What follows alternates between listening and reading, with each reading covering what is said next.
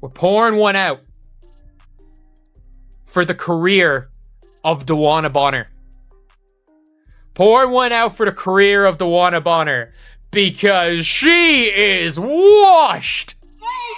Foul on Sophie Cunningham. That is her first team second. Coming in from Martin Phoenix, number 14. DeWanna.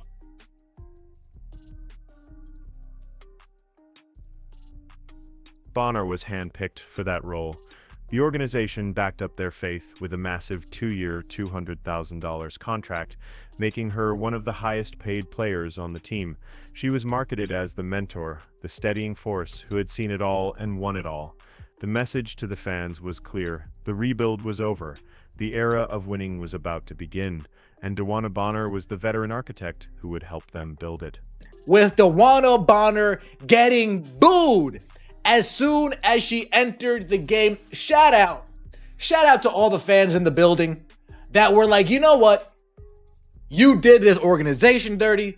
You did the fans dirty. You did your teammates dirty. Our first chance we get when you come into the basketball game, we are going to boo you and boo you so you hear. Just a few months earlier, the narrative couldn't have been more different. DeWanna Bonner was positioned as the savior, the final critical piece of the Indiana Fever's championship puzzle. After years of languishing at the bottom of the league, the Fever were on the rise, armed with generational talents in Caitlin Clark and Aaliyah Boston. But they needed a veteran. They needed a leader with championship DNA to guide their young stars through the pressures of a title run.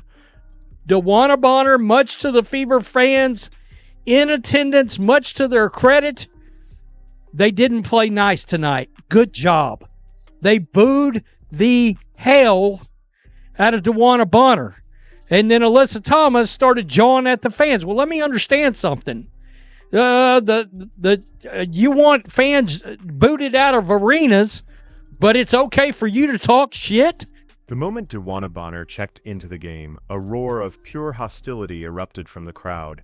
Thousands of fans, the same ones who were supposed to be cheering her name just months earlier, were now relentlessly booing her every move and chanting one word: quitter. This wasn't just any player getting heckled. This was a 6-time All-Star, a 2-time champion, signed for a massive $200,000 contract to be a veteran leader for the Indiana Fever. So how did it get this bad? This is the story of a shocking betrayal, a team left in the dark, and the night a WNBA legend was publicly branded a villain by the city she was hired to save. Foul on Sophie Cunningham. That is her first team second. Coming in for Phoenix, number 14, DeWanna Bonner.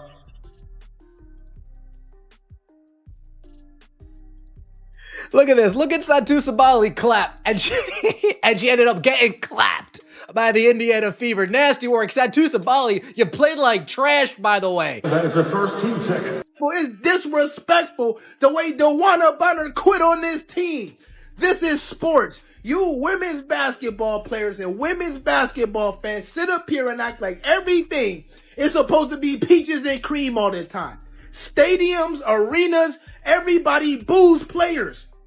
Especially when there's a fallout or some goofy shit that happens, man. Suddenly, she was having more games where she failed to score a single basket than games where she even reached 10 points.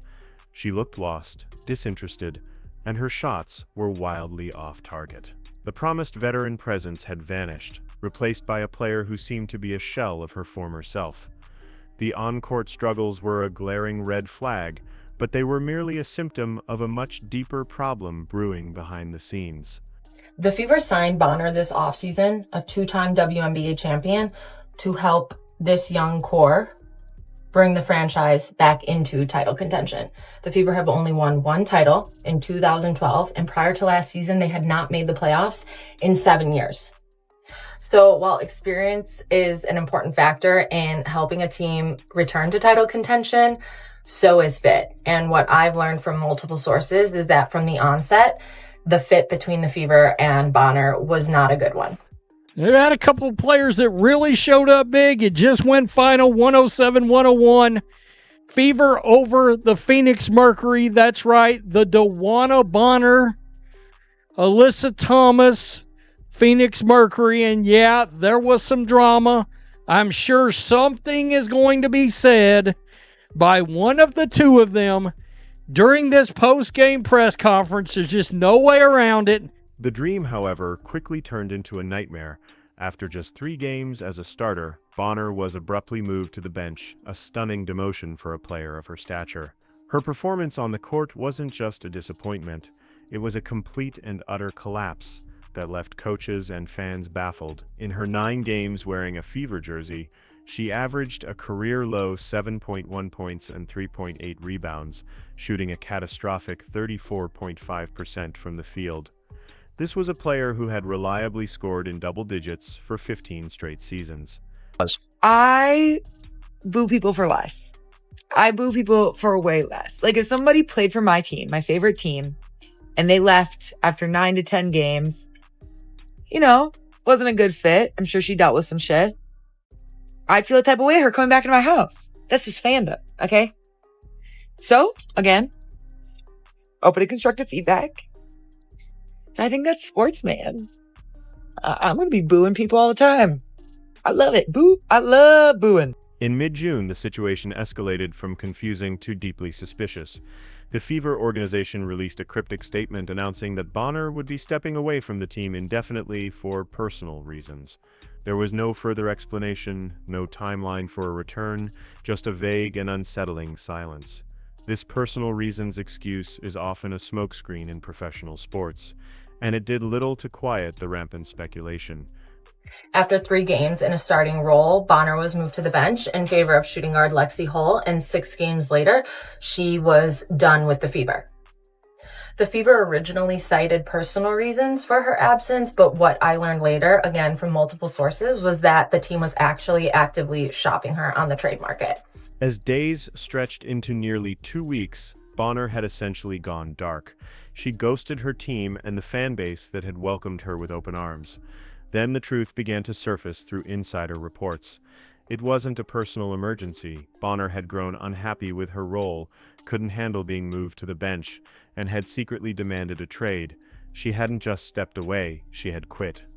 DeWanna Bonner is absolutely washed. The most washed player. Go retire with dignity. Go retire with dignity. A heartfelt tribute to the Indiana Fever by putting up the exact performance you gave for 9 games for the Fever. DeWanna Bonner, thank you. Thank you for... I know it took a lot of games. It in fact took you leaving the team. But thank you for finally helping the Fever win a game. With the truth out, the Indiana Fever were backed into a corner. They scrambled to find a trade partner for Bonner, but no other team was willing to take on her large contract, especially given her poor performance and now public attitude issues. She had become an untradeable asset, left with no other viable option. The Fever were forced to waive her outright on June 25th, the ultimate professional indignity for a player with her credentials, but the final, most painful twist was yet to come. Just 13 days after being cut, Bonner signed a new contract. The team she chose was the Phoenix Mercury, the very franchise where she had built her legacy and where her fiancé, Alyssa Thomas, played. For the fans in Indiana, this was the ultimate confirmation of their suspicions. She hadn't just left, she had taken their money, abandoned their team and retreated to her comfort zone, leaving a trail of broken promises in her wake. I think she handled it well. I don't understand, she's a legend, and just all the things that she's done for the league. Stop. What has DeWanna Bonner done for this league? And just the disrespect, I can't get down with it. They booed her. She didn't say a word to the... That's a lie. DeWanna Bonner definitely said a word. Don't worry, Kalia Copper. We brought the receipts. The crowd. People talk some trash to her, but we had her back. This all leads back to that electric night in Indianapolis on July 30th. When DeWanna Bonner stepped onto the court in a Mercury uniform, the fans were waiting. The boos that greeted her weren't a brief protest. They were a sustained wall of sound that followed her every move. Every time she touched the ball, the arena erupted in disapproval. Every time she went to the free throw line, the jeers grew louder. Chants of "quitter, quitter, quitter" rained down from the stands. The hostility was palpable, and under its immense weight, Bonner completely folded. Her performance was a mirror image of her disastrous tenure with the team. In 21 minutes of play, she was a non-factor, contributing a pathetic 4 points on 1-for-4 shooting. She was effectively erased from the game by the very fans she had scorned. So DeWanna Bonner pulls one of the weakest moves in sports history and quits on the Indiana Fever, not even halfway through this season, man. Your ass couldn't hit the fucking side of a barn and was stinking it up every game, and you're mad about a starting spot or some bullshit? Completely lost all respect for your punk ass, man. While Bonner faded into obscurity, the team she abandoned rose to the occasion in spectacular fashion. In a true test of their resilience, the Fever were playing without their biggest star, Caitlin Clark, who was out with an injury. It should have been an easy win for the Mercury. Instead, it became a showcase for Indiana's true character. Unsung heroes emerged from the shadows. Akari McDonald, a player who wasn't even on the roster at the beginning of the season, went on an absolute tear, dropping a career-high 27 points. But the most savage and symbolic performance came from Aaliyah Boston.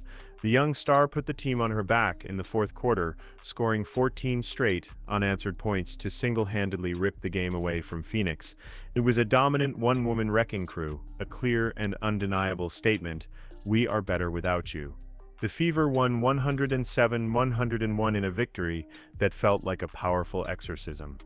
That's a genuine question. Let me know in the comments section below, what has DeWanna Bonner done for this league? Prior to 2023, no casual fan, probably still no casual fan, has any idea who DeWanna Bonner is, couldn't pick her out of a lineup, other than teach these new players how to fleece an organization, how to rob an organization blind, how to quit on your team.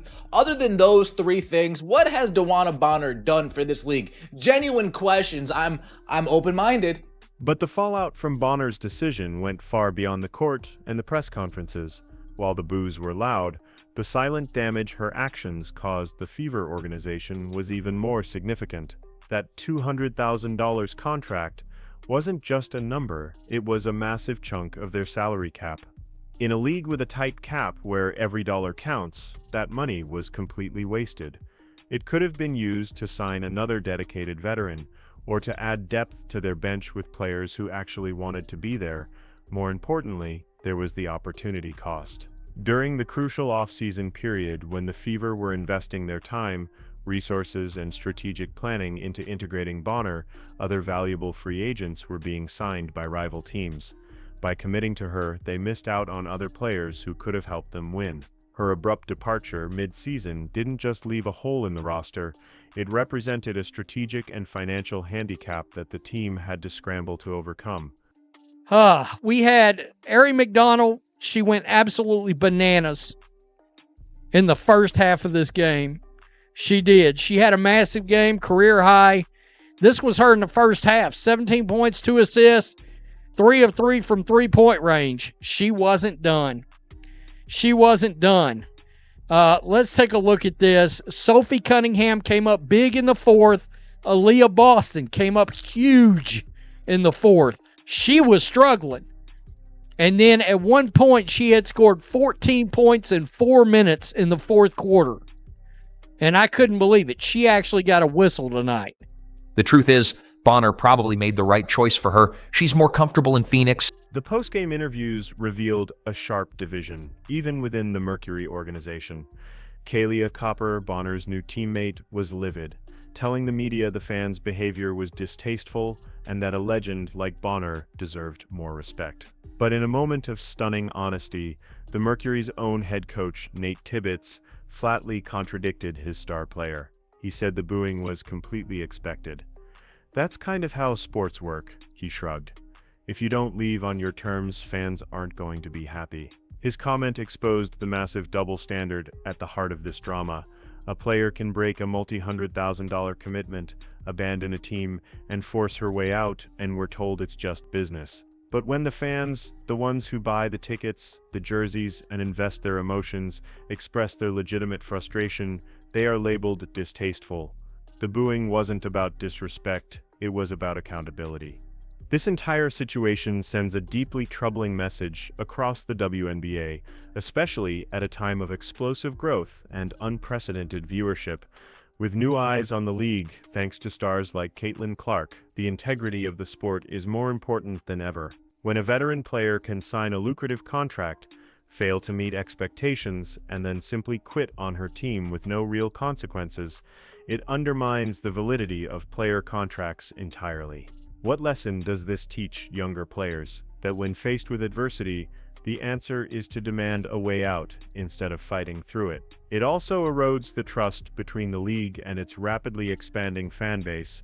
Why should fans invest their hard-earned money in season tickets and merchandise if there's a risk that a star player might just decide she doesn't feel like honoring her commitment anymore? This incident wasn't just about one player and one team, it set a dangerous precedent that the WNBA may have to address to protect its own credibility. When the dust settled, the story of DeWanna Bonner and the Indiana Fever became a cautionary tale about loyalty and professionalism.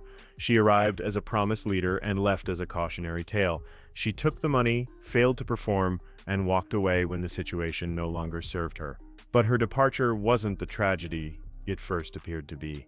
In a strange twist of fate, her act of betrayal was the very thing that forged the Fever into a tougher, more unified, and more resilient team. They didn't just win a game that night, they discovered their true identity. They proved that a team's heart isn't found in a veteran's resume, but in the collective fight of those who actually want to be there. Indiana didn't lose a leader. They were freed from a liability, and in doing so, they took their first real step toward the championship future they were promised.